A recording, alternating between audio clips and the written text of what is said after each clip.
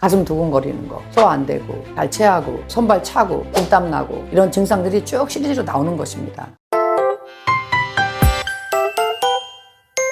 안녕하세요. 굿닥터 김태균입니다. 오늘은 한 환자 케이스를 좀 말씀드리려고 합니다. 가슴이 두근거리고 손발이 차지고 땀이 막 흥건하게 나고 또 가슴도 답답해지고 기운이 없고 이 명치도 딱딱해지고 응급실도 몇 번 가셨던 그런 환자였습니다. 이런 경우에 참 답답한 것은 검사를 해도 특별한 이상이 없다는 거죠. 이런 케이스에 대해서 좀 여러분에게 말씀드리겠습니다.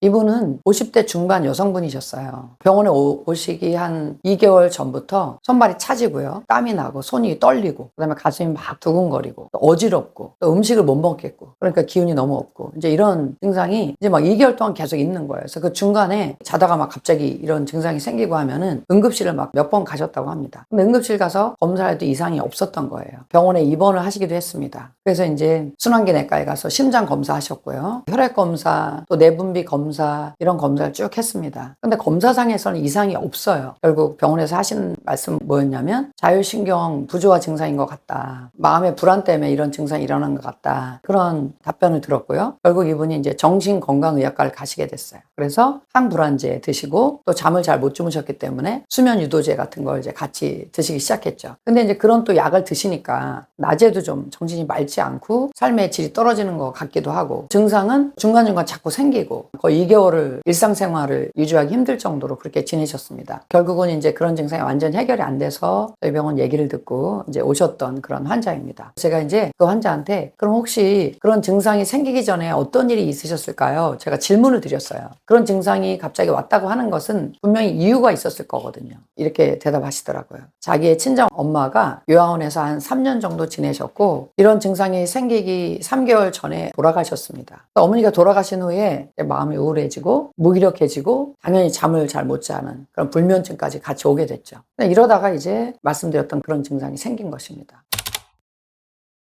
이 스토리를 들어봤을 때 본인의 엄마가 요양원에 계신다는 것 자체가 엄청난 충격이고 스트레스거든요. 결국은 돌아가셨잖아요. 그럼 이 과정에서 우리 몸에서 어떤 일이 일어났을까요? 우리 몸은 계속 스트레스를 받습니다. 그건 생각에서만 스트레스를 받는 게 아니라 반드시 우리 몸에서 스트레스 호르몬이 다량히 분비됩니다. 스트레스 호르몬은 주로 말초, 혈관, 근육 이런 걸 수축시켜요. 스트레스 받으면 여러분 뭐 뒷목 뻣뻣해지고 어깨 뻣뻣해지면서 아프고 이런 거 느껴보셨을 텐데 이제 그런 수축 현상이 일어나면서 동시에 몸에 있던 체액이 마르게 됩니다. 많이 마르게 돼요. 그럼 이분은 어머니가 3년 동안 요양원 계신 동안에도 그런 과정이 계속 있었고요. 돌아가시기 전에 또 좀 많이 힘드셨을 거 아니에요. 결국은 돌아가시고 이 과정에서 계속 몸의 체액이 마르고 있었던 거예요. 땅으로 비유하자면 마치 논바닥이 다 갈라질 정도로 바짝 마른 그런 상태가 되는 것입니다. 이런 상태가 되면 우리 몸의 자율신경은 결국은 말초까지 충분히 순환이 안 되는 그런 상태가 되기 때문에 열심히 체액을 보내려고 애를 씁니다. 혈액순환을 해주기 위해서 심장한테 계속 명령을 하죠. 자꾸 뛰라고.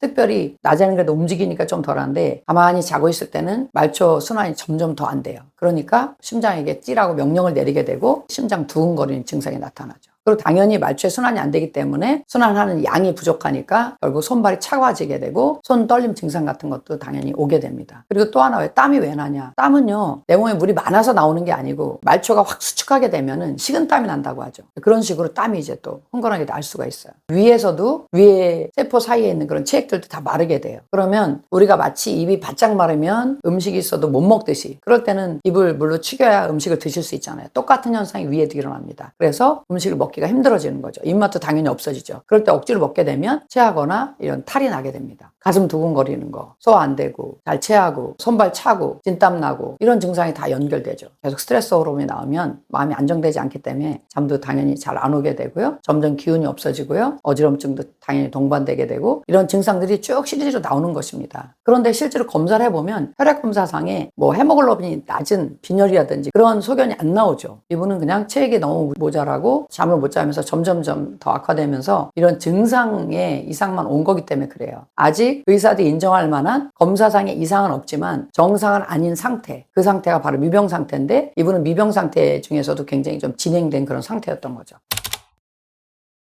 일단 안심을 시켰어요. 지금 무슨 큰 병이 걸린 게 아닙니다. 몸에 물이 너무 많이 말라 있어서 뭐 사막처럼 바짝 마른 그런 상태다 이렇게 생각하시면 될 것 같은데 이제 그런 설명을 드렸어요. 그러고 나서 이렇게 바짝 마른 상태에서는 물 조금 먹는다고 해결되지 않거든요. 식물로 비교하면 식물이 아주 많이 말랐을 때는 그냥 평소대로 물 주면 빨리 살아나기 힘듭니다. 욕실에다 집어넣고 물을 확 주고 밑에다가 물을 채워놓잖아요. 몇 시간이 지나면 식물 그 이파리가 살아나는 걸 볼 수 있죠. 그러면 이제 꺼내서 평소대로 물을 주면 됩니다. 화분에 물을 확 주는 것 같은 그런 치료를 해야 됩니다. 그게 바로 수액 치료예요. 그래서 저희 병원에서 많은 양의 수액을 계속 드리면서 하루 이틀 이렇게 맞으면서 가슴 막 두근거리는 게 많이 좋아지셨고요. 어지러운 증상이라든지 손발 차가운 이런 증상이 조금씩 좋아졌습니다. 그리고 입맛이 조금 이제 돌아오기 시작하죠. 바짝 말랐던 위 벽이 좀 촉촉해지면서 이제 음식을 소화할 수 있는 그런 환경이 된 거죠. 이제 식물이 말랐을 때 욕실에다 넣고 한번 살린다고 되는 게 아니잖아요. 꺼내서 그 다음에는 스케줄대로 물을 계속 줘야 얘가 건강하겠죠. 똑같습니다. 그래서 이 환자에게 제가 수액 맞으시는 거는 와서 맞으시고 회복될 때까지 몸을 무리하지 마시고 평소에 본인이 먹는 수액을 공급하셔라. 먹는 수액이라고 하는 게 뭐냐면 가장 쉬운 게 국국물 많이 드시는 거죠. 따뜻한 국국물을 충분히 드시고 식사하지 않은 그 중간 시간에도 이제 소금물을 타서 계속 따뜻하게 드셔라 얘기했습니다. 제가 아직도 이제 가끔 오시긴 하거든요. 본인이 좀 무리하거나 스트레스를 받았거나 그런 비슷한 증상이 오기 때문에 본인도 겁이 나니까 빨리 오셔서 수액을 맞는다든지 저랑 같이 대화를 나눈다든지 이렇게 하거든요. 그래서 지금 이제 거의 일상생활 하는데 지장은 없을 정도로 잘 지내고 계십니다. 그리고 이분한테는 특별히 이제 찬물 드시는 거나 커피 드시는 거는 자제하시라고 했어요. 왜냐면 말초가 딱 수축하거든요. 실제로 이분이 아침에 일어나서 시원한 과일 갈아서 냉장고에 넣어놨던 것을 이렇게 드셨다가 갑자기 손발 차가워지고 떨리고 막 진땀 나고 막 이런 증상이 왔거든요. 이제 이렇게 차가운 걸 드시게 되면은 그렇지 않아도 갠신히 이제 지금 이제 혈액순환 조금 되면서 좋아지고 있는데 일순간에 말초가 확 수축하게 됩니다. 그래서 제가 설명드렸더니 따뜻한 거 드시기로 했고 커피 같은 거는 이뇨작용이 있잖아요. 그래서 간질액을 자꾸 소모시키기 때문에 이분한테는 특별히 좋지 않습니다. 그래서 커피 전혀 안 드시고 있고요. 근데 이렇게 이제 시간이 좀 흐르면서 이분이 최근에 오셔서 말씀하시는 게 이제 심장이 미친 듯이 뛰는 그런 증상이 이제 거의 없어요. 그리고 그런 증상이 좀 오려고 해도 옛날처럼 불안해하진 않습니다. 이러면서 본인에게 있는 증상을 이해하게 되니까 그 대처하는 것도 좀 달라지셨습니다.